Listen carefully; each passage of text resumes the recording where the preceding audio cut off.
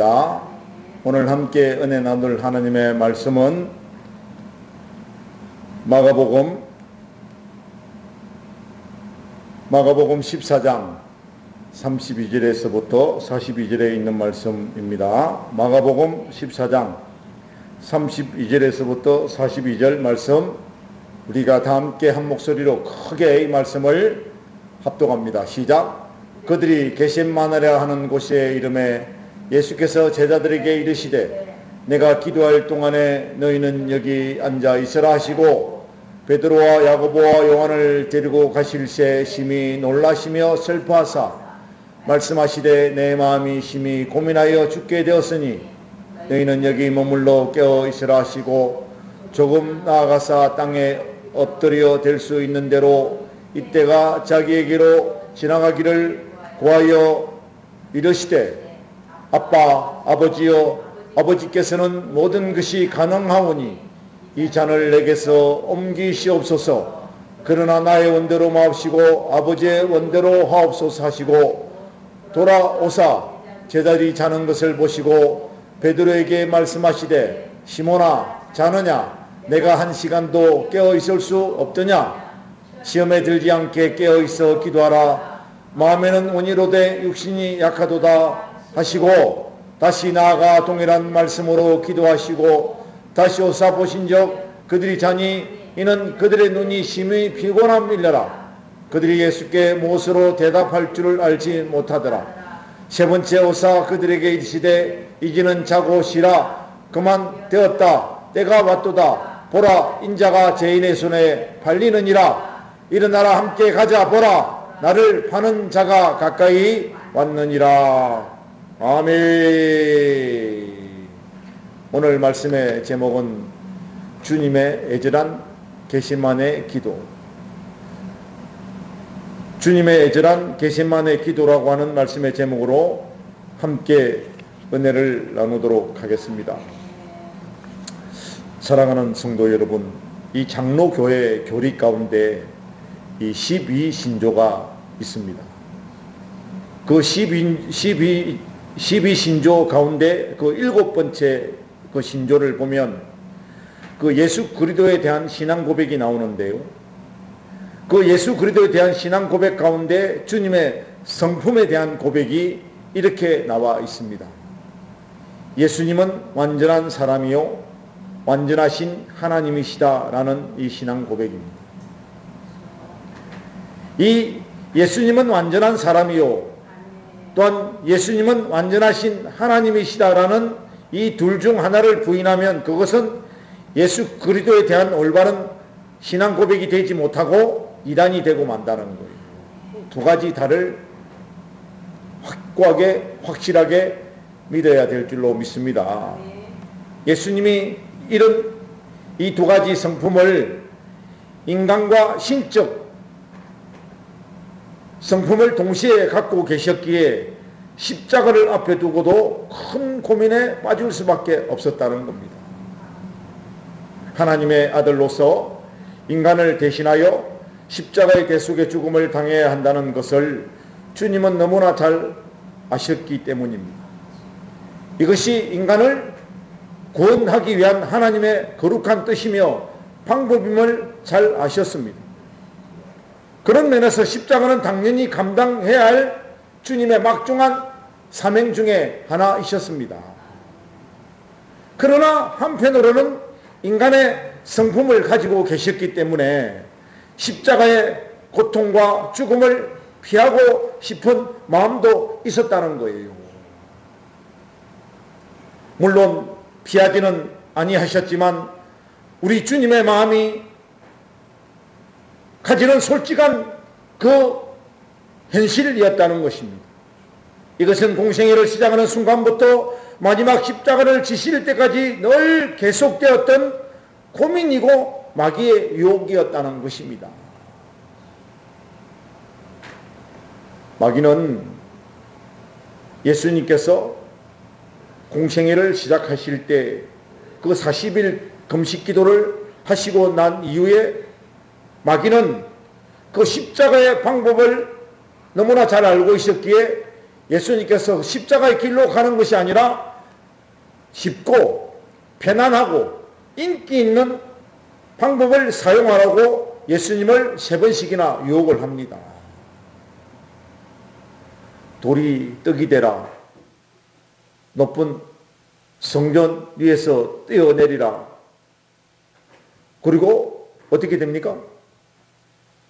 높은 꼭대기에 데려가셔서 뭡니까? 뛰어내리라고 예수님을 그렇게 유혹을 합니다. 그리고 500여의 기적을 경험한 많은 사람들이 예수님을 그 자리에서 왕으로 삼고자 했을 때 예수님은 그들을 피해 산으로 도망을 가셨습니다. 백성들이 저렇게 원하는데 저들의 요구대로 하는 것이 옳지 않을까? 예수님은 고민을 수없이 할 수밖에 없었다는 것입니다. 그리고 한때는 베드로를 통하여 이 십자가의 길이 해방을 받기도 하였습니다. 예수님이 예루살렘에 입성할 때 백성들이 외치던 그 말을 저희들은 기억합니다. 호산나 호산나라고 외쳤습니다. 이 호산나라고는 이 말씀의 뜻은 이제 구원하옵소서라는 말인데 그 백성들이 언급한 구원은 로마의 압제에서 해방시켜 달라는 그 정치적인 구원의 구호였습니다. 그리고 마지막 십자가를 지셨을 때도 그 수많은 군중들이 내가 하나님의 아들이거든 십자가에서 내려오라. 내려오면 우리가 너를 하나님의 아들로 믿겠다라고 유혹을 하기도 하였습니다. 제자들과 백성들은 한 목소리로 십자가에서 죽지 말고 왕이 되어 우리를 로마의 식민지 지배에서 해방시켜 달라는 간절한 요구를 하기도 하였습니다. 이 요구는 사실상 십자가를 버려두고 따라갈 수 있는 달콤한 마귀의 유혹임에 틀림이 없었다는 것입니다. 이런 세상의 요구와 하나님의 뜻 가운데서 주님의 많은 고민이 있었을 것이라는 거예요. 그리고 이 고민이 겟세마네 동산의 기도에서 이어지는 것을 볼 수가 있습니다. 예수님께서는 제자들과 함께 유월절 마지막 만찬을 잡수시고 주님은 겟세마네 동산으로 가셨습니다. 그리고 제자들과 따로 떨어져서 기도하시는 주님은 겟세마네 동산에서의 그 유명한 기도를 이렇게 드립니다. 하나님을 찾습니다.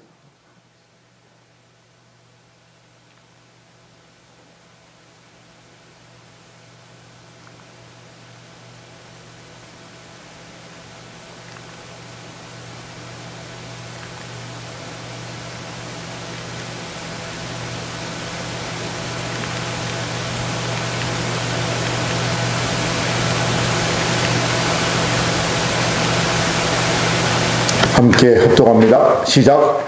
이르시되 아빠 아버지여 아버지께서는 모든 것이 가능하오니 이 잔을 내게서 옮기시옵소서. 그러나 나의 원대로 마옵시고 아버지의 원대로 하옵소서라고 이렇게 기도를 합니다.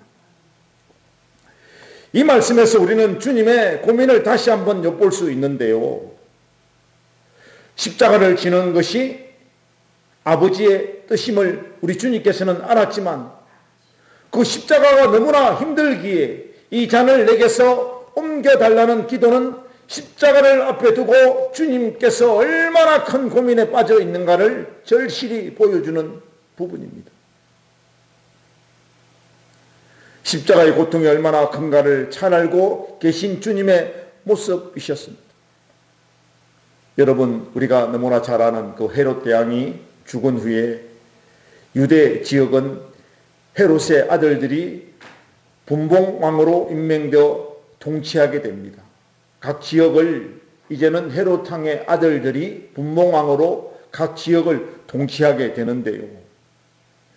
유대와 사마리아 지역을 통치하던 아켈라오의 그 폭정으로 소요와 폭등이 그치지 않자 주 6년에 로마 아구스도 황제는 본봉왕 아켈라오를 해임하고 수리아 총독 구레뇨에게 직접 통치를 맡깁니다. 바로 그해 유다 민족이 이끄는 열심당의 반란이 일어나는데요. 이 열심당의 본거지가 바로 갈릴리의 세포리스였다는 겁니다. 즉 말해서 나사렛에서 8km 약 20리 떨어진 곳이 유대 열심당원들의 본거지였다는 거예요. 다시 한번 정리를 시켜드리면 헤롯 대왕의 아들 분봉왕 아켈라오가 그 폭정이 너무나 심하여 유대 민족들이 이끄는 열심당원들의 반란이 일어났습니다. 그때 수리아를 다스리던 총독 구레뇨에게 직접 통치를 맡기는 거예요. 그곳이 어디였다? 나사렛에서 8km 정도 떨어진 갈릴리였다는 겁니다. 그래서 구레뇨 총독은 로마군 2개 군단과 4개 기병대를 추가로 파견하여 반란을 진압한 후 갈릴리 세포리스로 들어가는 도로의 양쪽에 약 2000개의 십자가를 세우고 그 반란자들을 처형합니다. 왜 그랬을까요? 매달려 죽어가는 반란군들을 보며 다시는 반역할 엄두를 내지 못하게 할 목적이었다는 거예요. 잔혹한 그 죽음을 그 주민들이 보게 함으로써 다시금은 그는 반란을 일으키지 못하게 하는 그런 방법 중에 하나였는데 2000개의 십자가를 세울 때 뭡니까? 그 십자가를 제작할 때 인근의 목수가 모두 동원되었다는 역사의 기록도 있습니다. 이것은 성경에 없는 하나의 역사의 기록에 의해서 존재하는데요. 아마 그 나사렛의 예수님의 아버지 되시는 목수 요셉도 동원되었을 거라는 거예요. 그리고 10살 된 소년, 그때 예수님께서 10살 되셨는데요. 예수님도 아버지를 따라 갈릴리 세포리스에 가서 그 무서운 광경을 보았을 것이라는 역사가들의 증언도 있습니다. 한마디로 말하면 그 엄청난 그 십자가에 2000개의 사람들이 매달려 죽는 광경을 예수님이 직접 보았다는 거예요. 이는 경험으로 주님은 십자가의 고통이 어떤 것인가를 너무나 잘 알고 있었다는 것입니다.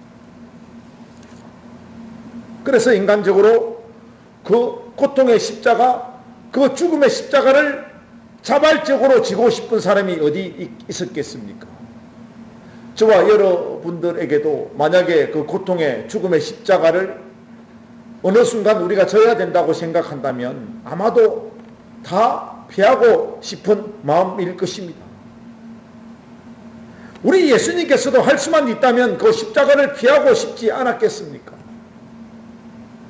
인간적인 성품을 가지신 우리 예수님의 마음을 깊이 헤아리는 복된 시간 되어주시기를 바랍니다. 그래서 주님도 그 십자가를 피할 수 있다면 피하게 해달라고 하나님께 간절하게 3번씩이나 핏방울이 땀방울이 되도록 기도를 하신 거예요. 그래서 우리는 반드시 알아야 할 것은, 사랑하는 성도 여러분, 우리 주님의 십자가는 절대 값싼 싸구려 십자가가 아닙니다.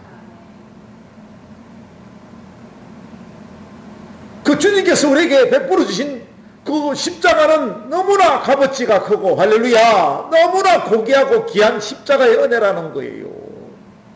예수님의 그 지긋지긋한 그 십자가의 고통이 있었기 때문에, 할렐루야, 우주 만물의 모든 하나님께 창조하신 인간들은 그 주님의 십자가를 통하여, 할렐루야, 구원받을 수 있는 은혜를 입었다는 거예요.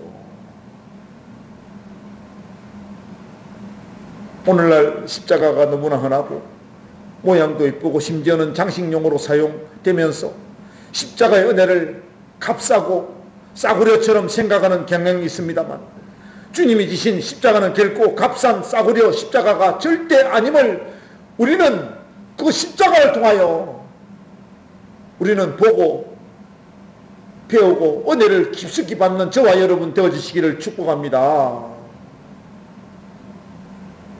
우리는 그 주님의 그 십자가의 고통을 통하여 값없이 은혜로 구원을 받았습니다. 그러나 여러분, 값없이 믿음으로 구원을 받는 진리를 우리 주님께서는 완성하시기 위하여 주님께 지신 십자가는 엄청난 대가를 지불하고 엄청난 고통과 수치를 지불하게 함으로써 얻게 된 엄청난 값비싼 십자가인 줄 믿습니다. 십자가를 지느냐 아니면 십자가를 버리고 편안한 길을 갈 것인가의 갈림길에서 우리 예수님은 하나님께 간절하게 기도를 드리는 그런 과정이에요. 중요한 선택을 하실 때마다 기도하는 것이 주님의 인생이요 그런 삶이었다는 것입니다. 공생애를 시작하시면서 주님은 광야에서 40일 금식 기도를 하셨고요. 12 제자들을 부르실 때는 밤새 산에서 철야 기도를 하신 후 제자들을 선택하셨다는 거예요. 그리고 십자가를 지시기에 예루살렘에 올라가실 때에도 베나산에서 기도하신 후 예루살렘으로 발길을 옮기셨습니다. 그리고 마가의 다락방에서 그 마지막 성만찬을 이루시고 제자들과 함께 그 기름 짜는 겟세마네 동산에서 오늘 또 우리를 위하여 간절한 마음으로 하나님께 울부짖으며 기도하고 있는 우리 예수님의 모습입니다.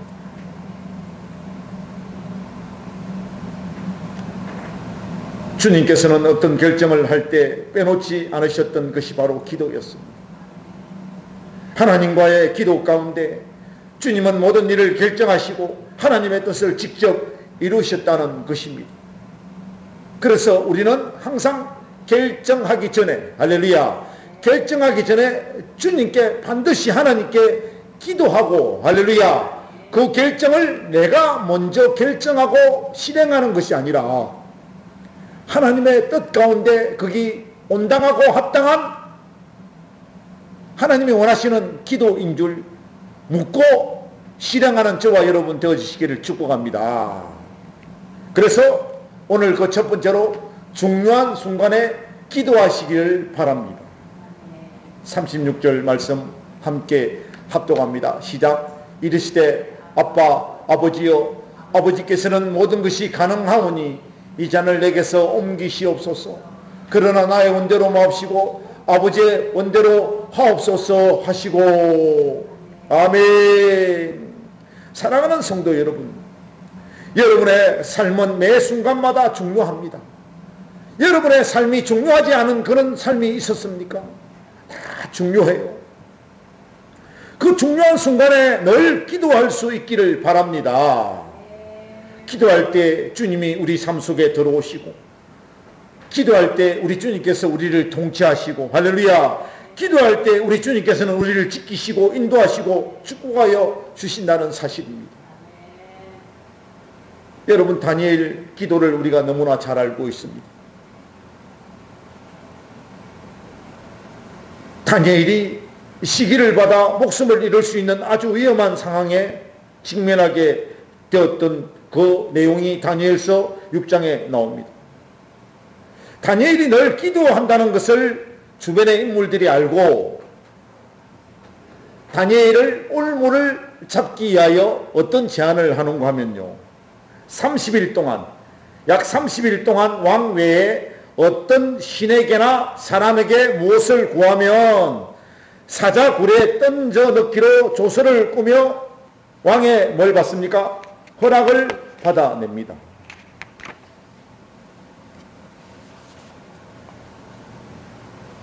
그거를 다니엘이 잘 알고 있었어요. 어떻게 한다? 30일 동안 우상 앞에 그 왕 외에 다른 신을 섬기거나 그게 절하는 자는 모두 다 사자굴에 던져진다는 거예요. 자기들은 다른 신 앞에 절하지 않는 것이 습관화되어 있기 때문에 분명히 절하지 않을 거예요.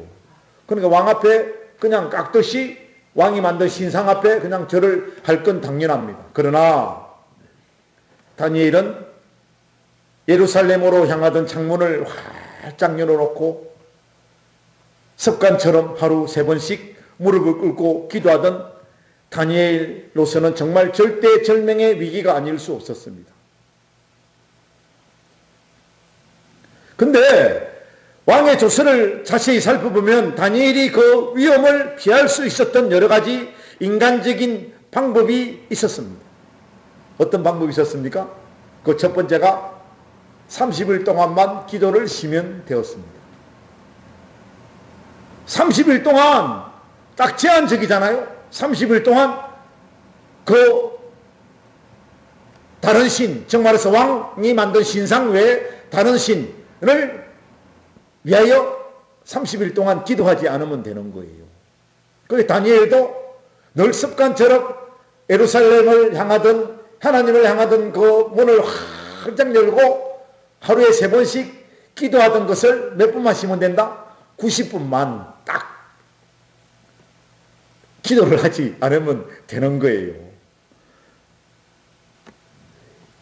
그리고 두 번째 뭡니까? 하루 3번 하던 기도를 한 번으로 줄이고 기도하던 시간을 바꾸고 장소를 바꾸면 발각되지 않을 수 있었습니다. 문도 닫아버리고 하루에 3번 하던 것을 그냥 하루에 한 번 내지 2번만 하고 아니면 발각되지 않도록 다른 장소에 가서 엄밀하게 사복음서에 보면 우리 예수님께서 말씀하셨잖아요. 기도는 사거리에 가서 하지 말고 동네 어귀에 서서 하지 말고 골방에 들어가서 기도하라고 하는 말씀도 있으시니까 다니엘이 그렇게 하면 안 죽을 수도 있었습니다. 세 번째, 지금까지 열어놓았던 창문을 닫고 커튼을 치고 기도하면 발견되지 않을 수 있었습니다. 그러나 다니엘은 이 위기의 순간에 이런 인간적인 방법을 쓰지 않고 전에 하던 대로 그대로 기도를 했다는 사실입니다. 여러분, 다니엘이 다른 방법이 있다는 사실을 모르고 우리처럼 지혜가 없어서 그랬을까요? 저는 아니라고 생각합니다. 66권 성경의 인물 중 최고의 지혜자가 바로 다니엘이었기 때문입니다. 누가 증언합니까? 에스겔이 증언을 해주고 있습니다. 우리보다 훨씬 더 똑똑하고 지혜가 있었지만 다니엘이 기도하던 것은 이 위기를 이기고 넘어서기 위해서는 하나님의 도우심이 절대적으로 필요했기 때문이었습니다. 그래서 우리는 하나님께 기도하는 것이 가장 우선적이고 올바른 방법임을 우리는 알아야 돼요.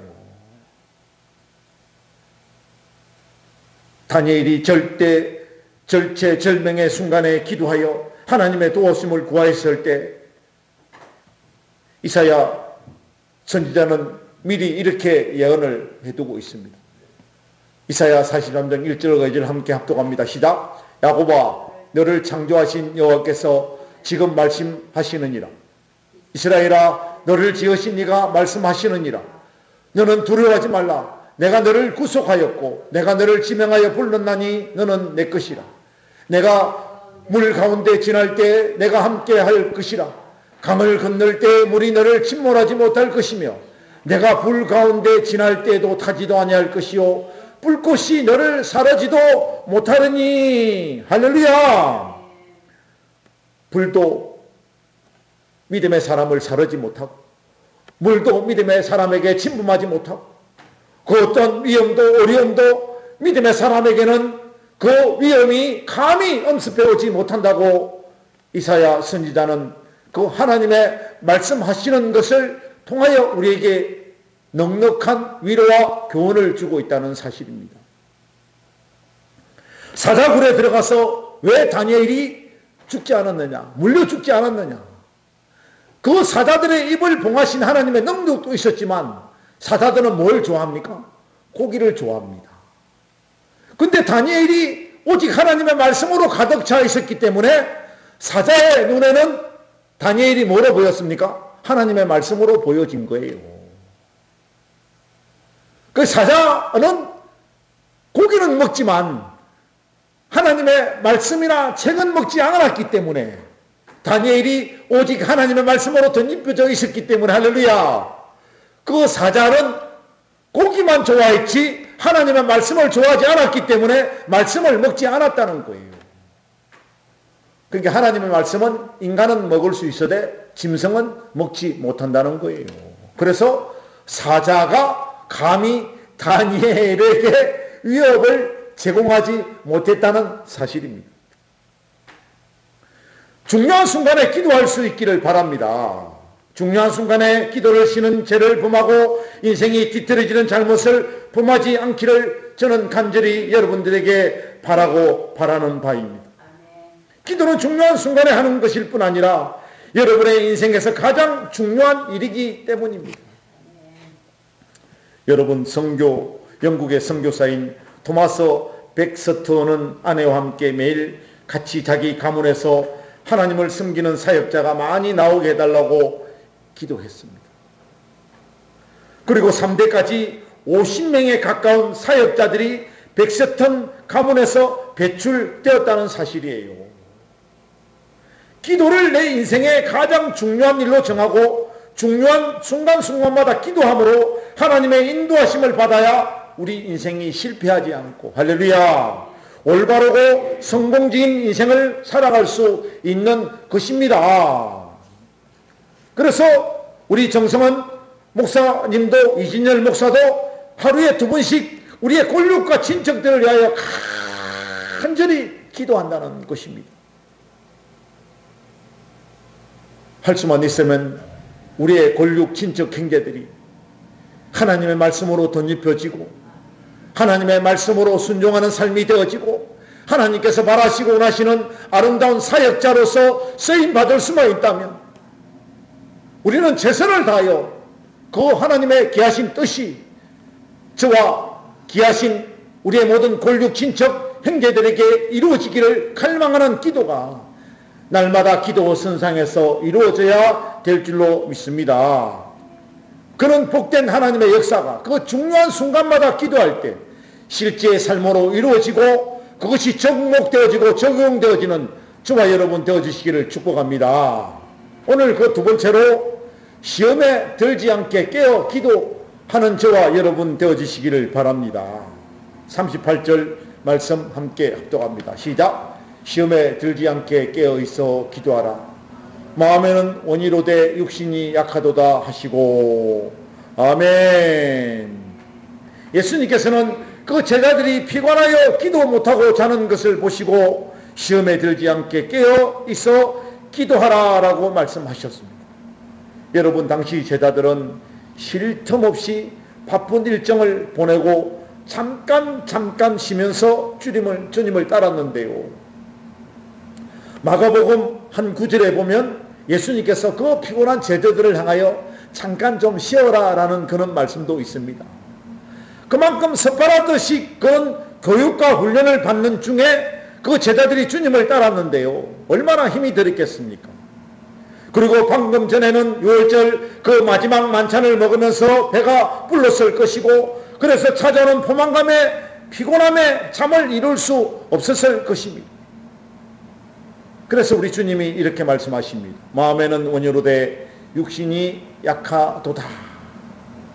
여러분, 우리가 신앙생활을 하다 보면 기도를 방해하는 많은 요소들을 만나게 됩니다. 어떤 방해받는 요소입니까? 힘든 거예요. 그리고 2번째 뭡니까? 피곤한 거예요. 힘들고 피곤하면 기도하고자 하는 마음은 있어도 기도 못할 때가 너무나 많이 있습니다.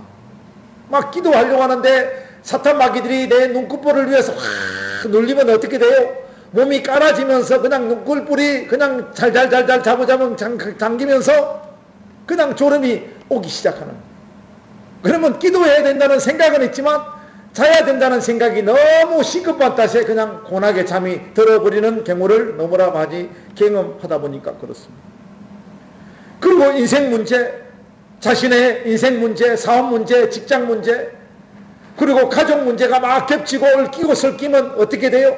너무 복잡한 탓에 그냥 머리가 지끈지끈 아파오면 기도할 생각은 하지 않고 그냥 뭡니까? 포기해버리는 경우가 너무 많다는 거예요.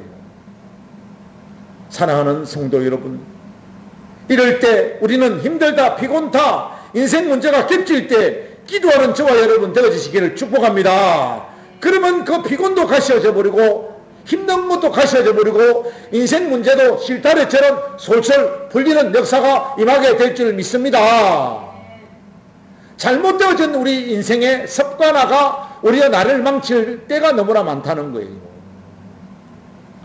인간의 잘못된 습관대로 가지 말고 힘들더라도 한 번쯤은 하나님을 먼저 생각하고 하나님의 뜻을 귀하게 생각하는 복되고 아름답고 신령한 저와 여러분 되어야 될 줄 믿습니다.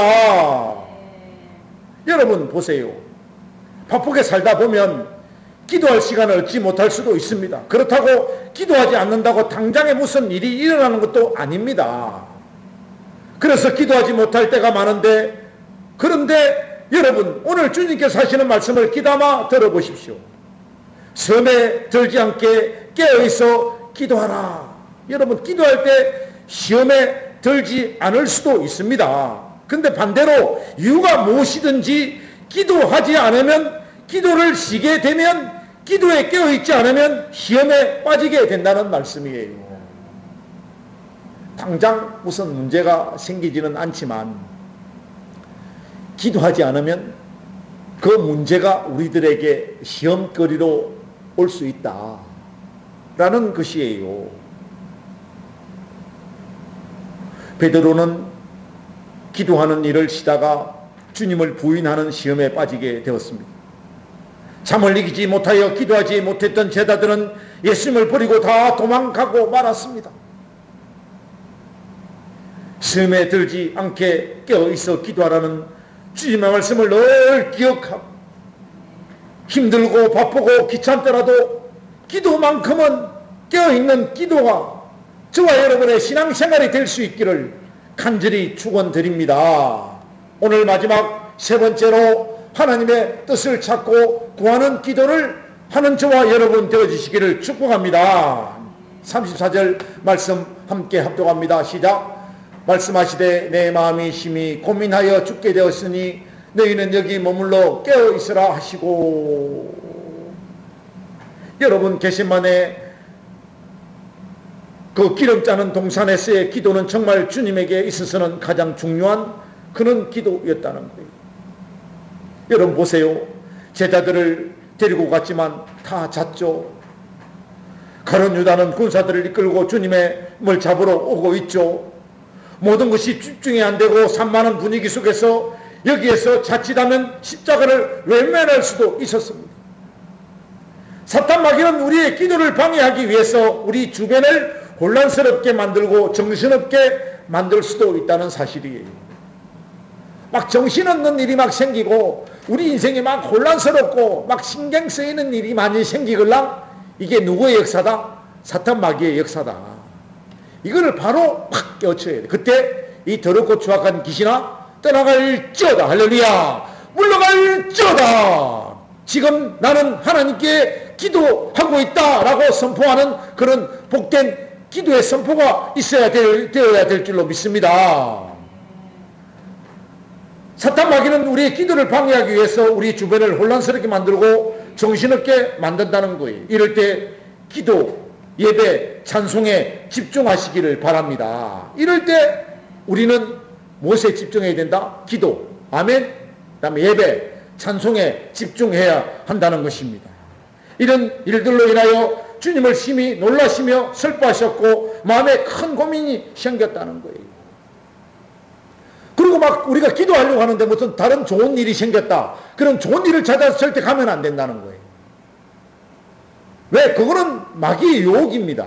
뭔가 일이 막 쉽게 풀리는 그것도 우리는 조심해서 살펴보아야 하는 거예요. 막 사람들은 막 좋은 것이 막 풀리면 이게 하나님의 뜻이다라고 생각하는데 반대로 마귀의 뜻이 더 많을 수도 있어요. 왜? 지금 우리가 기도할 시간에 예배 드려야 될 시간에 뭔가 좋은 일이 생겼다. 이거는 마귀의 장난입니다. 분명한 것은 찬양 불러야 될 시간에 막 여기서 막 전화가 온다. 그러면 전화 받아야 될까요? 말아야 될까요? 절대 그 전화 받지 말아야 합니다. 그래서 예배 드리거나 기도하거나 찬송 부를 때 할 수만 있으면 핸드폰을 끄는 저와 여러분 되어야 될 줄로 믿습니다. 주변에 신경 쓰지 말고 오직 하나님께 집중해야만. 할렐루야. 우리는 주님께 지신 그 십자가를 지고 그것을 결심하며 당당히 나아갈 수 있는 줄 믿습니다. 겟세마네 기름 짜는 동산에서 땀방울이 빗방울이 될 정도로 간절히 구하고 기도했던 주님의 기도는 하나님의 뜻을 구하는 그런 기도였다는 겁니다. 사랑하는 성도 여러분, 기도는 내 뜻을 하나님께 강요하며 그것을 이루어 달라고 떼쓰는 것이 절대 아닙니다. 로마서 10장 3절의 교훈의 말씀을 보시겠습니다. 시작. 하나님의 의를 모르고 자기 의를 세우려고 힘써 하나님의 의에 복종하지 아니하였느니라. 무슨 말이에요? 하나님의 뜻과 의를 모르고 자기의 의를 세우려고 하면 안 된다는 거예요. 그렇게 해서는 하나님의 의와 뜻과 그 하나님의 기하신 그 섭리에 복종할 수 없다는 거예요. 떼쓰다 보면 하나님의 뜻을 외면할 수도 있습니다. 주님과 교제하면서 진정한 주님의 뜻이 무엇인지를 알고 그 뜻을 내 뜻으로 받아들이는 것이 올바른 기도인 줄 믿습니다. 주님이 이렇게 겟세마네의 기도를 통하여 하나님의 뜻을 받아들이고 십자가를 지셨을 때 우리 주님께서는 부활하셨습니다. 아멘. 오늘 일어나여 구원의 복음이 완성되셨고 모든 사람의 구주가 되신 줄 믿습니다. 사랑하는 성도 여러분, 여러분의 기도가 특히 인생의 중요한 순간에 드리는 기도가 여러분이 원하는 것보다 하나님께서 여러분들에게 원하시는 것이 무엇인지를 묻는 기도가 되어야 될 줄로 믿습니다. 여러분의 기쁨을 위해 하나님의 뜻을 꺾는 기도가 아니라 하나님의 기쁨을 위해 여러분의 뜻을 접는 기도가 되어야 된다는 것입니다. 눈앞에 보이는 작은 이익에 신앙인의 모습을 잃지 말고 하나님이 주실 큰 상급을 바라보는 지혜로운 주님을 본받는 기도가 되어지는 그런 간절한 기도가 되어지는 복받는 성도들이 되어지는 그리고 하나님의 그 마음을 흡족해 해드리는 복되고 아름답고 신령한 하나님의 자녀들 다 되어지시기를 축복하고 간절한 마음으로 축원을 드립니다. 기도합니다. 아버지 하나님 감사합니다. 영광받아